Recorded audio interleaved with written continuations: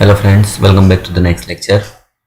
Chapter જે છે 9 માં આજનો આપણો નેક્સ્ટ ટોપિક છે plant breeding for resistant to insect pest and improved food quality. મતલબ કે વનસ્પતિ સંવર્ધન જે છે એમાં આપણે કીટકો સામે પ્રતિરોધક જાતો કઈ વિકસાવેલી છે અને ફૂડ ક્વોલિટી ખાદ્ય ગુણવત્તા જે છે સુધારવા માટે આપણે કયા કયા જે છે સંકર જાત બનાવેલી છે એના ખાસ એક્ઝામ્પલ્સ. બરાબર, બહુ નાનો ટોપિક છે પણ લાઇન ટુ લાઇન જે છે એક્ઝામ્પલ આવે છે, વારંવાર પૂછાય છે નીટમાં. બરાબર, એટલે આગળ જેમ આપણે ટોપિક ભણ્યા હતા જેમાં અલગ અલગ જે છે એ રેઝિસ્ટન્ટ માટેના જે રોગ માટેના રેઝિસ્ટન્ટ કરતા જીવાતો જે છે એની સામેની જાતોના નામ આવ્યા હતા.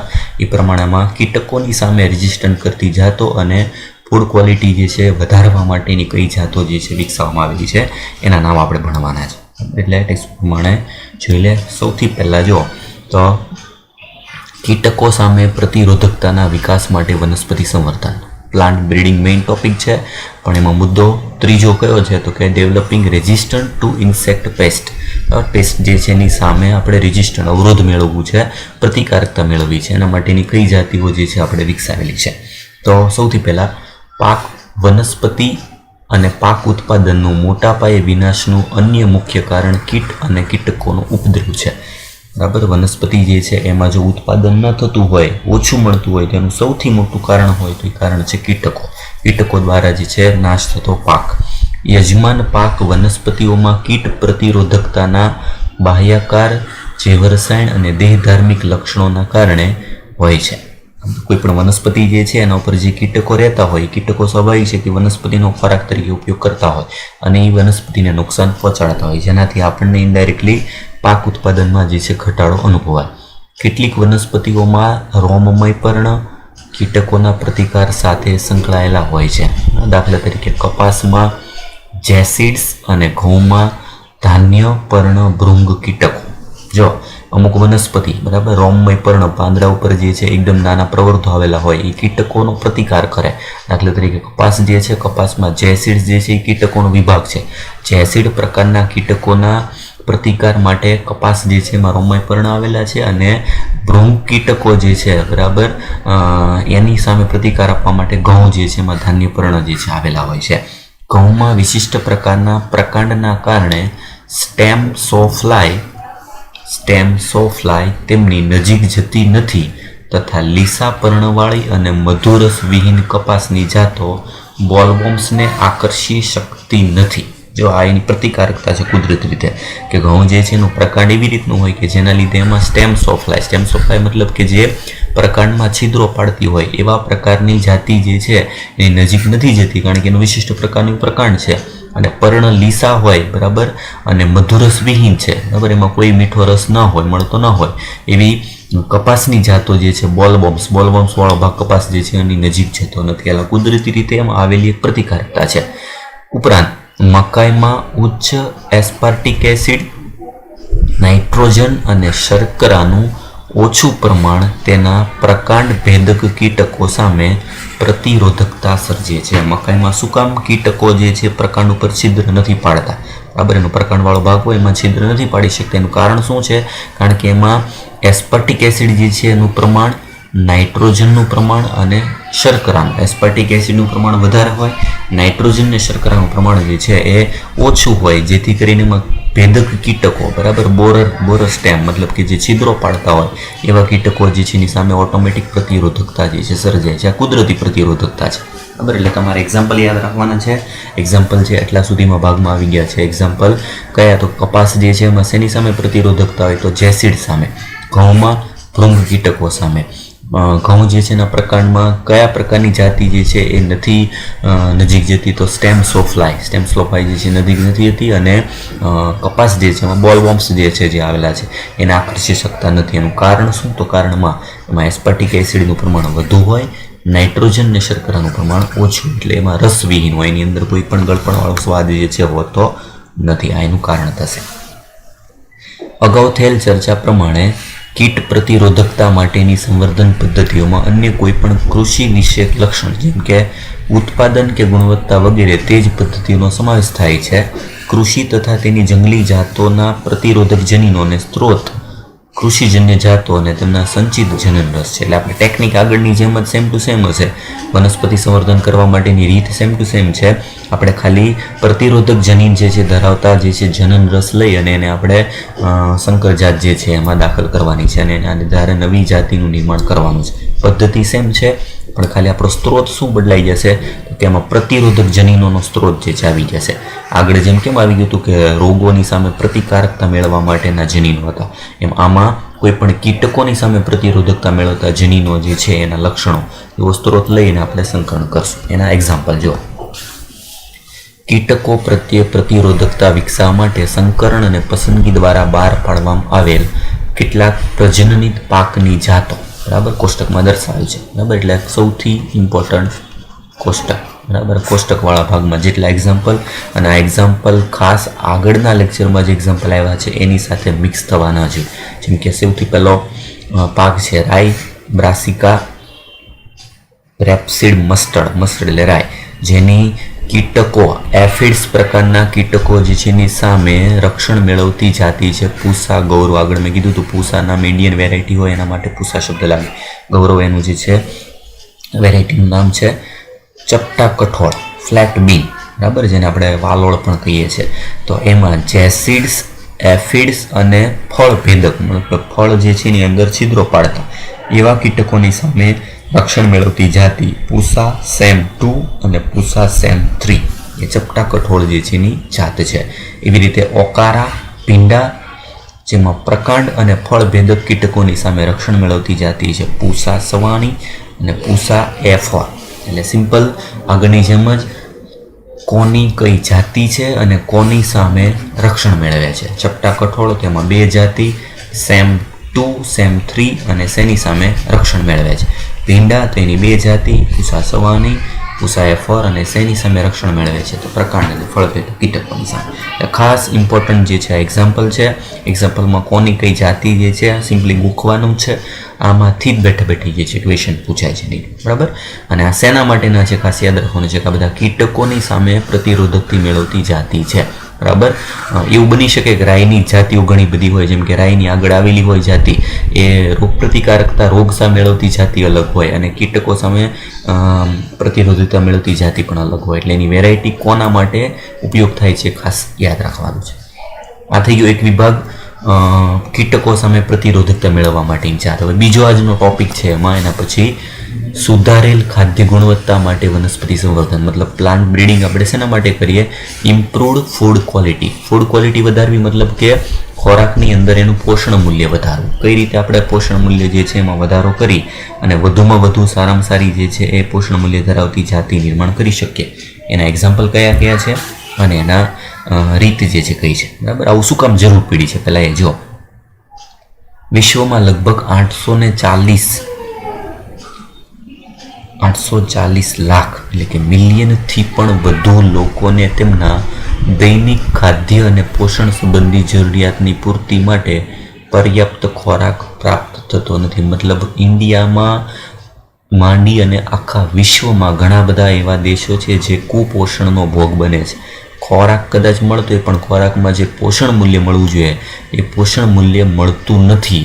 એનું કારણ છે ખોરાક જે લે છે એમાં યોગ્ય પોષક તત્વો ઘટકોની જે છે એ પ્રાપ્તિ થવી જોઈએ, થતી નથી. મોટી સંખ્યામાં લગભગ 3 કરોડ મતલબ કે બિલિયન જેટલા લોકો લઘુ પોષક તત્વો, પ્રોટીન અને વિટામિનની ઉણપ સહન કરે છે, જે ભૂખમરાનો શિકાર બને છે. આપણે ભણી ગયા પાચન તંત્રમાં મરાસ્મસ અને ક્વોશોર્કોર, બરાબર, એવા રોગો જે છે જે પ્રોટીન અને કેલરીની ઉણપથી થતા રોગો છે. અને એક પ્રકારના જે છે PEM છે, બરાબર, પ્રોટીન એનર્જી માલન્યુટ્રિશન. તો એ બધા આ કારણના લીધે થાય. એમાં ખાદ્ય ગુણવત્તા હોતી નથી, જેના લીધે એમાં તત્વો પ્રોટીન વિટામિનની ઉણપ સર્જાય. કારણ કે તેઓને શાકભાજી, કઠોળ, માછલી અને માંસની ખરીદી પરવડી શકતી નથી, બરાબર. આ એવા લોકો છે કે જે શાકભાજી, કઠોળ, માછલી, માંસ જે છે એ ખરીદી શકે એમ નથી, જેમાંથી એને યોગ્ય પોષક તત્વો મળવાના હોય એને મળી શકે તેમ નથી. તો એવો ખોરાક કે જેમાં આવશ્યક વધુ લઘુ પોષક તત્વો જેવા કે આયર્ન, વિટામિન A, આયોડીન અને ઝીંકનો અભાવ હોય છે, તેને લીધે રોગ થવાનું જોખમ વધી જાય જેથી તેના જીવનકાળમાં ઘટાડો અને માનસિક ક્ષમતા ઘટી જાય. આવા આયર્ન, વિટામિન, આયોડિન, ઝીંકના ઉણપવાળો ખોરાક લે એટલે સ્વાભાવિક છે કે એમાં ઘણા બધા રોગો થાય. રોગો જે છે એમાં દાખલા તરીકે વિટામિન એની ઉણપ હોય તેમાં રતાંતળાપણું જે છે થાય છે. આયર્નની ઉણપ હોય તો એમાં એનિમિયા જે છે જોવા મળે. ઝીંકની ઉણપ હોય તો એ પ્રમાણેના ઉત્સેચક જે છે પાચક ઉત્સેચકો બને નહીં. બરાબર. આયોડિન જે છે એની ઉણપ હોય તો આ રીતે નહીં આયુષ્ય જે છે એવરેજ ઘટી જાય અને એમાં માનસિક રોગોના એ શિકાર બને. બરાબર. આવું ન થાય એના માટે આપણે સુધારેલા પાકનું નિર્માણ કરવું જોઈએ અને આવા સુધારેલા પાકના નિર્માણથી એમાં કઈ રીતે આ બધા ઘટકોનું પ્રમાણ વધારી શકીએ. બરાબર. તો એ આપણે પ્રમાણ જોઈ લઈએ કે કયા કયા પ્રકારના જે છે એક્ઝામ્પલ છે જેમાં નવા પ્રકારના જે છે એ જાતનું નિર્માણ કરવામાં આવેલું છે. બરાબર. તો એના એક્ઝામ્પલ જોઈ લઈએ.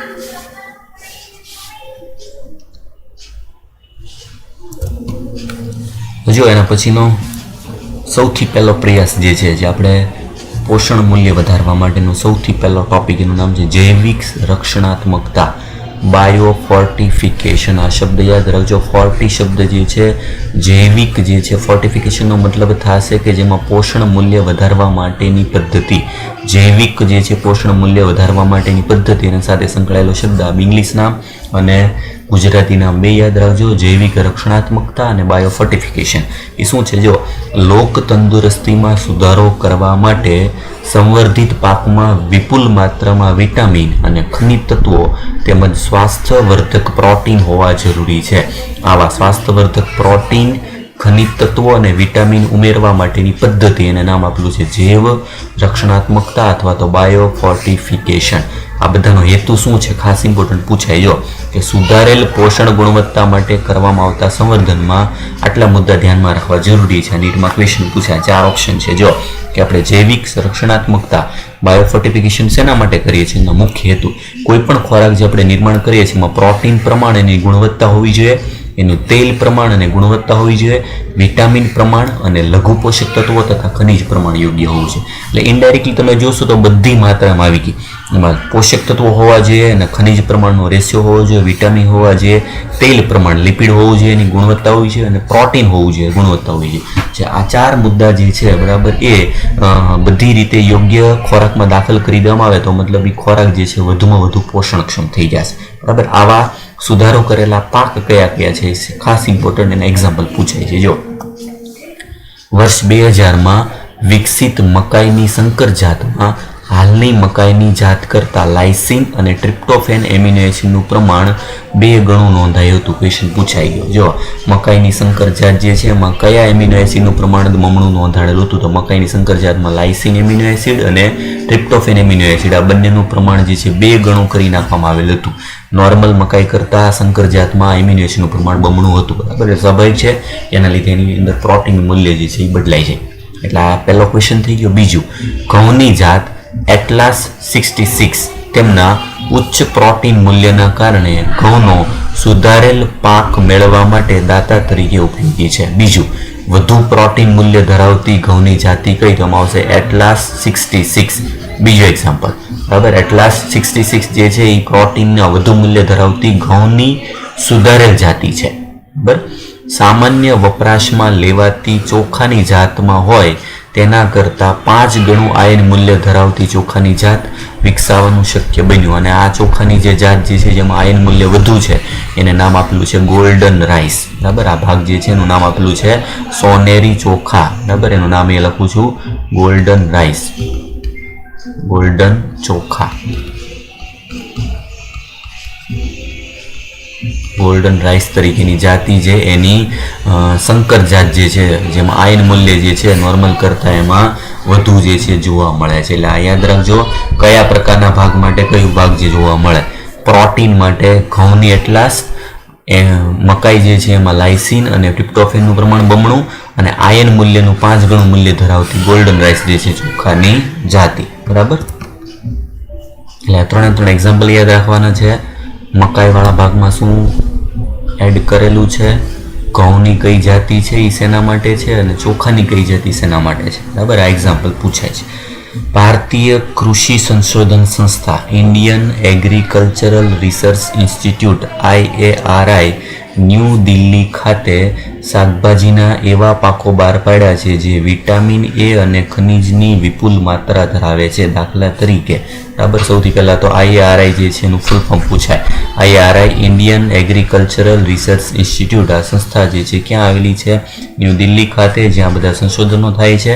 અને એણે જે નિર્માણ કરેલા પાકો જેમાં વિટામિન એ અને ખનિજની વિપુલ માત્રા છે.